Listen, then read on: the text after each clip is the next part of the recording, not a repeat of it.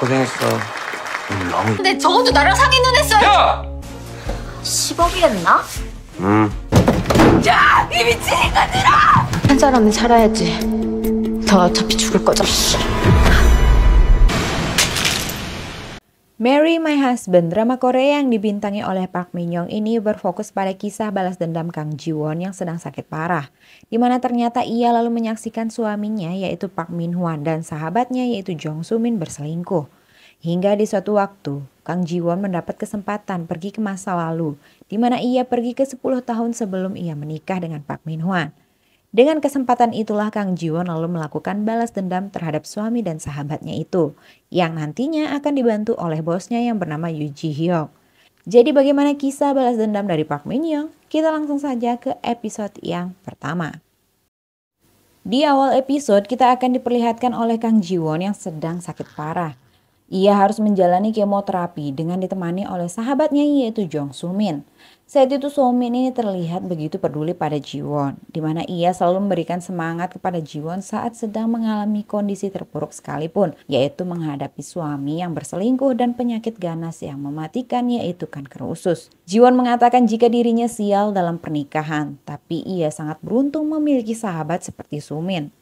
Saat sedang di kemo, Ji Won mengingat kembali kapan terakhir kali dirinya merasakan kebahagiaan, di mana saat itu adalah awal pernikahan. Saat suami dan mertuanya masih bersikap baik padanya. Akan tetapi saat setelah menikah ternyata di sanalah lautan derita itu datang, di mana sang mertua yang begitu red flag. Ia selalu mengomel karena Ji Won ini tak kunjung memiliki keturunan. Tak hanya mertua Ji Won, ia juga memiliki suami yang begitu red flag, di mana ia tak pernah membela sang istri saat ibunya ini mengomel. Dan dia pun juga menjadi beban untuk Ji Won, karena ternyata ia memutuskan untuk resign dari pekerjaannya, memilih fokus untuk mengikuti trading saham yang tidak jelas. Memiliki suami pengangguran, suka bersikap kasar dan sangat bosi. Tentu membuat Ji Won ini sangat terbebani, di mana ia harus bekerja keras karena semenjak menikah ia memiliki cicilan bulanan yang harus ia tanggung sendiri. Tak sampai di situ saja, ia pada akhirnya mengetahui bahwa dirinya dikejutkan dengan penyakit mematikan yang dideritanya. Bukannya merasa kasihan kepada Ji Won, Min Hwan dan ibunya ini malah merasa sial karena telah menikahi Ji Won yang penyakitan dan memaksa Ji Won untuk terus bekerja keras dan menghasilkan uang untuk mereka. 이제 일 좀 풀리나 했는데 재수없게 이게 뭐야 진짜. 새도 알 생각 말고 다닐 때까지 다녀. 아무것도 아니야 요즘은. Scene lalu berpindah pada sahabat Ji Won yaitu Soo Min, di mana ia adalah seorang manajer di perusahaan tempat Ji Won bekerja yaitu Yuki Company. Soo Min ini mengendarai mobil mewah menuju rumah Ji Won. Dan ya, inilah manusia yang dianggap belahan jiwa dan sahabat oleh Ji Won. Ternyata ia malah berselingkuh dengan suami sahabatnya sendiri. 다 들어갔어요? Usai menjalani kemoterapi, Ji Won lalu diminta untuk menghubungi keluarganya karena ternyata Min Hwan belum membayar tagihan rumah sakit yang sudah dipersiapkan oleh Ji Won. Mengetahui hal itu, Ji Won lalu berniat pulang menemui Min Hwan karena tak kunjung mengangkat telepon. 전세 뺐어? 전화 받아봐. Ia lalu menumpangi sebuah taksi untuk pulang ke rumah. Di dalam perjalanan, Ajusi itu melihat penampilan Ji Won dan mengetahui kalau Ji Won ini sedang sakit parah. Ia pun lalu memberikan semangat kepada Ji Won agar bisa segera sembuh. Namun Ji Won berkata jika dokter mengatakan kalau hidupnya sudah tidak lama lagi, ditambah penderitaan yang dialaminya, di mana ia hidup sebatang kara dan sudah tidak memiliki orang tua, menikah dengan suami yang sudah tak berguna lagi dan hanya menjadi beban untuk dirinya. 끝까지 가봐야 아는 기거든. Tiba-tiba Ajusi lalu berbelok ke arah lain dan mengatakan jika akan membawa Ji Won melalui jalan yang sangat indah, karena akan melewati pohon sakura yang begitu cantik di sepanjang jalan. Ajusi lalu mengatakan jika jalan yang diketahui Ji Won bukanlah jalan satu-satunya. Jadi maksudnya adalah Ji Won masih bisa memilih jalan hidupnya yang lain, yang lebih indah dan mungkin belum ditemukan oleh Ji Won. Jadi jangan menyerah pada keadaan, jalani sampai akhir hingga nanti ia tahu bahwa ada jalan lain yang membawanya pada hal yang sangat indah nantinya. Hingga saat ia tiba di rumah, saat membayar tagihan taksi, Ajusi ini malah menolak dan mengatakan kalau hari itu adalah hari terakhir ia sebagai supir taksi karena akan pensiun. Ajusi ini lalu meminta Ji Won menganggap itu sebagai uang saku dari ayah kepada sang anaknya. 왜헤이 퍼뜩 Tak lama sesampainya di rumah, Jiwon saat itu membuka pintu kamarnya. Dan ia dikejutkan dengan perselingkuhan suami dan sahabatnya. Jiwon lalu mendengar jika ternyata suaminya ini telah mendaftarkan asuransi kematian Jiwon dan berharap Jiwon ini segera meninggal.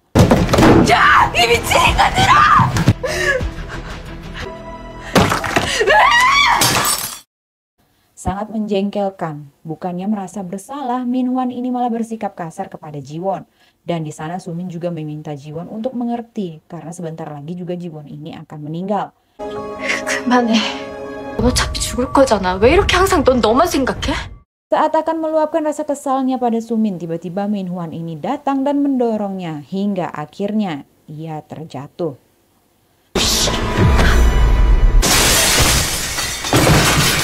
Tertulis di sana tanggal 12 April 2023, Jiwon dinyatakan meninggal. 죽었다.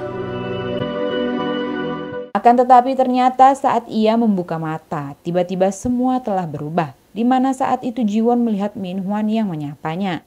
Ya, ternyata itu adalah kantor mereka, di mana dulunya Jiwon dan Minhwan ini satu rekan kerja. Jiwon dan Minhwan menjadi pusat perhatian karyawan lainnya karena keributan itu.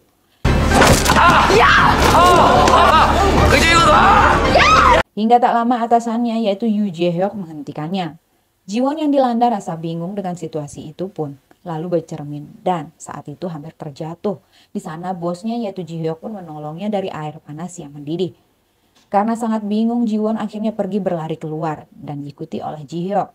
Di sana ia sadar jika ternyata saat itu waktu mundur ke tahun 2013 tepat 10 tahun sebelumnya. 회사에서부터 200m 조금 넘게 뛰었네. Ji-hyuk lalu mengantar Jiwon pulang dan memberikannya uang saku untuk membelikan makanan. Dan sesampainya di rumah, Jiwon lalu memeriksa tanggal yang ternyata benar saja. Saat ini ia berada di tahun 2013. Singkat cerita, Jiwon lalu merasa jika semuanya ini adalah mimpi, namun seperti nyata. Dan yang manakah yang sebenarnya nyata? Apakah dirinya yang meninggal di tahun 2023 ataukah saat ini yaitu 2013? Ia pun lalu mengingat jika di tahun 2021 atasannya yaitu Yoo Jae-hyuk ini akan menjadi CEO di UK Company. Hingga Jiwon lalu berpikir apakah dirinya kembali ke masa lalu.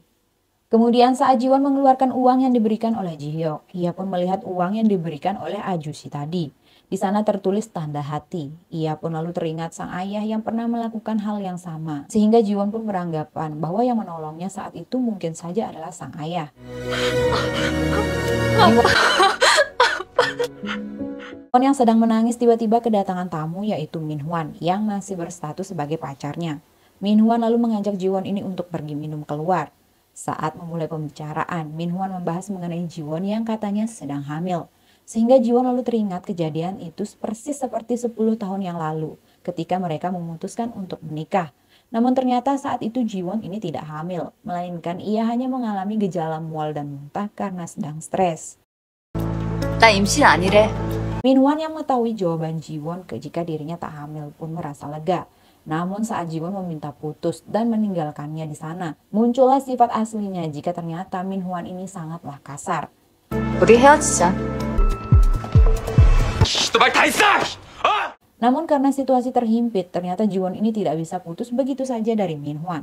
Karena Minhwan yang ngotot tak ingin putus dan ternyata selama mereka pacaran, Minhwan ini memeras uang tabungan milik Jiwon yang dipinjamnya untuk melakukan trading saham. Sehingga jika putus, Jiwon tak akan mendapat uangnya kembali. Mengingat trading saham itu menguntungkan Minhwan saat di masa depan, Jiwon pun lalu berniat untuk menekuni saham itu dan berharap bisa hidup layak dan bebas. 로이젠탈? 왜 이걸 생각 못했지? Berkesempatan untuk memperbaiki kesalahan yang dilakukan di masa lalu, Jiwon lalu memeriksakan kesehatannya secara menyeluruh agar terhindar dari penyakit kanker. Dan kata dokter, ia hanya perlu untuk menjaga kesehatannya saja. 지금 이 건강 유지하겠어. Karena ingin fokus mempelajari saham, Jiwon pun lalu pergi ke perpustakaan untuk membaca buku mengenai saham dan pensiun kerja. Di sana, ia lalu bertemu dengan Ji-hyuk. Ji-hyuk lalu mengira jika Jiwon ini akan segera resign. Jiwon pun lalu melihat luka di tangan Ji-hyuk yang terkena air panas saat itu. Akhirnya Jiwon memutuskan untuk mentraktir bosnya ini makan siang sebagai tanda terima kasihnya. Saat itu Ji Hyuk lalu menanyakan apakah Jiwon ini akan resign karena akan menikah. Dan ya, ternyata tahun itulah Min Hwan memiliki rencana untuk menikahi Jiwon. Hingga tak lama Sumin menghubunginya, karena Sumin merasa ada yang aneh terhadap Jiwon. 하길래 전화를 왜 안 받는 거야? Kemudian setelah mereka makan bersama, saat bersiap untuk pulang, Jiwon pun lalu melihat luka Ji Hyuk yang sama persis seperti lukanya di masa depan, yang kini ternyata sudah tidak ada lagi di tangannya. 잘 먹었어요. 강지원 씨 굉장히 능력 있는 인재입니다. 퇴사한다면 아쉬울 것 같네요. 감사합니다. Singkat cerita, keesokan harinya, Jiwon menghindari Min Hwan di kantor. Hingga saat bekerja, Jiwon lalu membeli saham yang sedang naik. Tiba-tiba Sumin ini menghampirinya. Karena sudah tahu seperti apa di masa depan, Jiwon pun merasa malas dan enggan untuk terlalu dekat dengan Sumin. 강주아이. 네! Mengetahui Jiwon ini terus menghindar, Min Hwan pun terus mencoba mengejar Jiwon. Hingga akhirnya Jiwon ini terjatuh dan terluka. Dan ya, di sana dia pun sadar, jika di masa lalu ia juga terluka di titik yang sama walaupun dengan cara yang berbeda. Ketika kembali bekerja, Jiwon tiba-tiba mendapat pesan dari Min Hwan yang mengatakan jika ia telah menjual sahamnya yang ada di Roy Gental dan membeli saham baru di tempat lain yang bernama TKU. Yang dimana ternyata seingat Jiwon di masa depan trading TKU ini adalah trading penipuan. 주식에 관해 모르는 나도 알 정도로 그거 작정하고 폭탄을 돌린 끝에 해외 도주에서 상패들. Mengingat semua kejadian yang sama persis dari masa lalunya, membuat Jiwon ini tersadar jika apa yang akan terjadi akan tetap terjadi. Cuma saja hal itu bisa tergantikan, seperti saat kejadian air panas yang tertumpah. Jika di masa lalu saat itu Jiwon yang terkena air panas karena panik mengira dirinya hamil, sedangkan saat ini air panas itu tumpah mengenai Ji Hyuk yang menolongnya saat akan terjatuh. Jadi intinya air panas itu akan tetap saja tertumpah dan terjadi. Hanya saja orang yang terluka berbeda karena Jiwon bisa merubah keadaannya. Karena sadar akan hal itu, Jiwon pun sadar jika ia juga bisa merubah nasibnya. Hanya saja ia perlu mencari seseorang untuk menggantikan posisinya di masa depannya yang buruk, yang tentu telah diketahuinya. 나 쓰레기 버릴 게 있는데 무슨 소리야? 뜬금없이? 부탁할게. 네가 탐내던 내 쓰레기. Di episode kedua ini, Jiwon bertekad untuk merubah nasibnya, di mana ia akan memperbaiki hal-hal buruk yang menimpanya di masa lalu. Dan saat di dalam lift, ia pun bertemu dengan manajernya yaitu Pak Kim, Sumin, dan bosnya yaitu Ji Hyuk. Manajernya ini yang terkenal sangat menyebalkan pun memberikan komentar buruk mengenai proposal yang diajukan oleh Jiwon sebelumnya. 너 그 기획안 제대로 하고 있어? 이번에 또 메롱하면 나 진짜 안 참아. Ji Hyuk pun berusaha untuk membela Jiwon dan mengajaknya keluar dari sana. Di sana Jiwon pun mengatakan jika dirinya tak jadi mengundurkan diri. Ia lalu menunjukkan uang yang bertuliskan tanda hati itu pada Ji Hyuk dan mengatakan bahwa ia dibesarkan dengan kasih sayang sang ayah yang begitu besar. Sehingga saat kepergian sang ayah ia tak tahu apa keinginannya dan hanya tahu bahwa dia hanya hidup untuk bertahan. Namun karena memiliki kesempatan untuk memperbaiki segalanya, Jiwon pun tak mau hidup seperti itu lagi. Dia akan berusaha menemukan apa keinginannya dan mewujudkannya. Setelah mendengar itu semua, Ji Hyuk pun merasa turut senang dan mengajak Jiwon untuk pergi di akhir pekan. Namun tiba-tiba saja Sumin datang dan mengatakan jika mereka ada janji untuk pergi ke sebuah restoran bernama Gosuljong. 고슬죠. 네, 아세요? Kini di kantornya, Ji Hyuk mencoba untuk membuka biodata Kang Jiwon dan menemukan bahwa Jiwon adalah lulusan SMA TH. Entah apa yang sedang dipikirkan oleh Ji Hyuk, ia pun lalu menghubungi restoran Gosuljong itu dan menanyakan mengenai reservasi di akhir pekan yang ternyata saat itu direservasi untuk reuni sekolah SMA TH Busan tempat Jiwon dan Sumi ini sekolah dulu. Di sana Ji Hyuk pun lalu meminta tolong pada temannya untuk mencari informasi mengenai seseorang. Entah itu siapa kita belum tahu. Singkat cerita saat makan siang, mereka bertiga ini akan pergi ke kantin bersama. Di sana Jiwon teringat jika dulu Sumin ini menumpahkan makanan kepadanya. Dan saat ini ia pun tak mau hal itu terulang lagi. Hingga akhirnya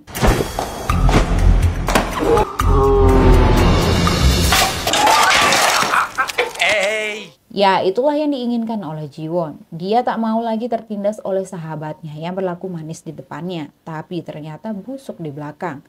Saat pergi ke toilet, Jiwon ini merasa puas dan ia pun bertekad untuk memperbaiki masa lalunya. Ia pun ingin merubah pandangannya jika di kantor dulunya ia merasa bahwa Suminlah satu-satunya temannya di kantor. Namun kini ia belajar untuk lebih berinisiatif untuk membuka diri kepada orang lain, di mana ia saat itu membantu rekan kantornya. Hingga dari situlah kini Jiwon tak hanya dekat dengan Sumin saja. Dan sehingga sebaliknya, malah kini Sumin merasa sedikit kesal karena Jiwon memiliki teman selain dirinya. Setelah makan siang itu, Jiwon pun lalu meninggalkan Minhwan dan Sumin berdua. Dan akhirnya saat akan kembali ke ruangan, di dalam lift Sumin ini menggoda Minhwan. 백은호 셰프님, 부산 퇴하고 나오셨죠? Singkat cerita, saat sedang rapat, tiba-tiba Pak Kim yang menyebalkan protes hanya karena masalah sepele, yaitu staples kertas yang miring. Ia pun lalu meminta asistennya, yaitu Ibu Yang, untuk mencetak ulang proposal itu yang tentu saja akan menghabiskan banyak kertas. Lalu di sana Sumin berkesempatan untuk mulai mencari muka di depan manajernya. Sumin lalu secara terang-terangan meminta Pak Kim untuk melihat proposalnya agar Sumin bisa menjadi pegawai tetap di kantor itu. Mengetahui hal itu, tentu Jiwon tak tinggal diam. Dia pun ikut mencari Ibu Yang untuk memeriksa proposal miliknya yang sempat ditolak oleh Pak Kim. Setelah rapat, Jiwon dan Hyeon pun pergi ke kafe. Di sana Jiwon mengatakan jika di akhir pekan dia akan pergi reuni SMA, namun ragu untuk ikut serta karena dulunya ternyata ia adalah korban bully di sekolah. Di sana Hyeon pun lalu memberikan saran, kalau Jiwon tidak pergi, maka masa lalu itu akan tetap memalukan baginya. Tapi jika Jiwon pergi dan memperbaikinya, maka anggapan buruk mengenai masa lalu yang memalukan itu pun dapat berubah. Saat Jiwon kembali ke kantor pun ia lalu bertemu dengan Ji-hyuk. Di sana ia menyampaikan jika dia mungkin membatalkan janjinya di akhir pekan untuk reuni dan bersedia untuk lembur saja di kantor. Namun Ji-hyuk lalu meminta agar Jiwon ini agar tetap pergi dan merubah apa yang menurut Jiwon ini harus dirubah. Tentu sudah ada dua dukungan yang memotivasi Jiwon. Dan ia lalu bertemu dengan Ibu Yang. Di sana Ibu Yang lalu mengatakan jika proposal milik Jiwon ini sangatlah bagus. Namun dia tidak bisa menyetujuinya karena proposal itu sudah ditolak oleh Pak Kim. Jiwon kemudian menjelaskan jika sebenarnya selama ini Pak Kim ini hanya bisa ngomong aja dan mengomentari kinerja karyawan yang lainnya. Namun nyatanya ternyata proposal dan pekerjaan lainnya itu tidak pernah dibaca sama sekali oleh Pak Kim. Ya, seperti orang tong kosong yang nyaring bunyinya, hanya bisa marah-marah saja. Sedangkan di tempat lain, Sumin yang sadar dengan sikap Jiwon pun lalu mencoba untuk terus mendekati Pak Kim agar mendapat posisi karyawan tetap. Lalu Jiwon kini berusaha untuk meyakinkan Bu Yang untuk bekerja sama agar proposal miliknya lolos. Dan sebagai pembuktian bahwa omongannya benar jika Pak Kim ini sama sekali tidak membaca proposalnya itu, Jiwon pun akan mengajukan ulang proposalnya kembali tanpa mengubah isinya dan dia hanya mengganti warna proposalnya sebelumnya. Seperti yang kita lihat, saat diperiksa kembali ternyata Pak Kim ini mengatakan jika proposal Jiwon yang sebelumnya lebih baik dari yang sekarang. Tentu, Jiwon lalu mengatakan jika itu adalah proposal yang sama seperti sebelumnya. Sehingga para karyawan lainnya kini tahu busuk manajer mereka yang hanya berpura-pura bekerja dan suka marah-marah saja. Jelas mengetahui hal itu, Bu Yang ini sangat kesal karena selama ini yang dilakukannya tak pernah benar. Padahal nyatanya atasannya itulah yang tak pernah bekerja. Kini mereka yakin proposal yang diajukan akan lolos. Melihat Jiwon merayakan kemenangannya, Sumin lalu secara diam-diam melihat isi proposal Jiwon. Dan Sumin lalu mengajak Pak Kim ini untuk minum bersama. Di sana ia pun terus merayu Pak Kim. Kalau dipikir-pikir, Sumin ini benar-benar sahabat bermuka dua. Di sana dia terus membicarakan dan memuji Jiwon di depan Pak Kim yang sudah jelas tidak begitu menyukai Jiwon karena penampilannya. Sehingga dengan memuji-muji Jiwon di depan Pak Kim, tentu hal itu membuat Pak Kim ini semakin kesal kepada Jiwon. Dan dengan liciknya Sumin lalu mengajak Pak Kim ini untuk bekerja sama mengembangkan ide milik Jiwon. Dengan kata lain, idenya milik Jiwon. Tetapi pelaksanaannya merekalah yang akan mengambil alih bersama dan Sumin bisa menjadi karyawan tetap di kantor.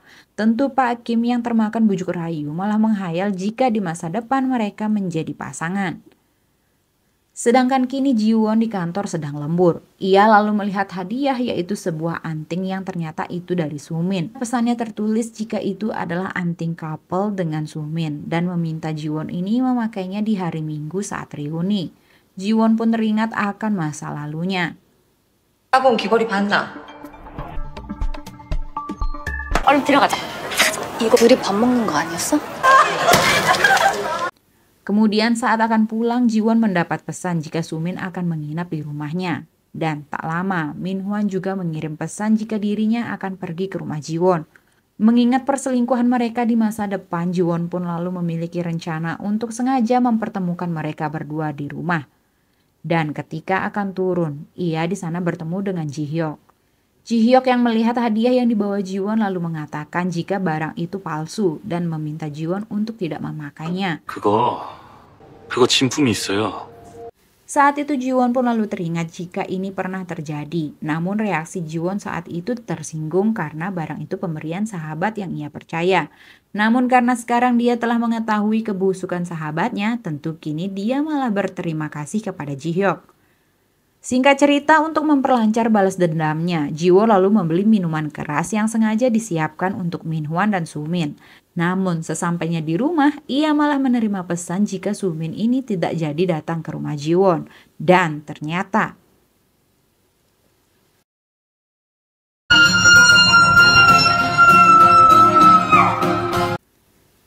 di preview episode ketiga ini ternyata terlihat Jiwon pergi ke reuni sekolahnya dengan penampilan yang sangat berbeda berkat bantuan temannya.